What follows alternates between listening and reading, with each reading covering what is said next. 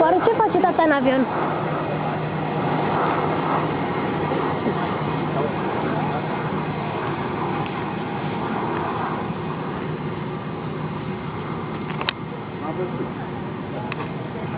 Oare ce face tata, Dani?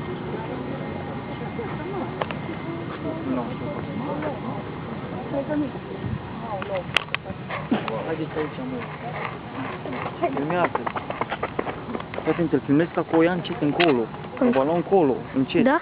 Nu știu pe aici, cu cameră de pe el, tu umblă cu aparatul. Așa, du-te mai aproape, bagă aparatul în gard, să-l vezi ca lumea. Nu, pe...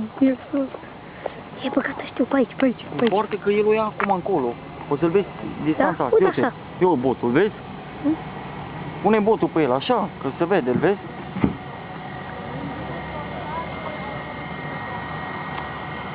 Nu, așa, și arătăm noi un pic dis acasă.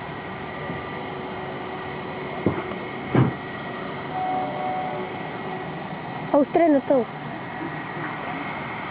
Haide!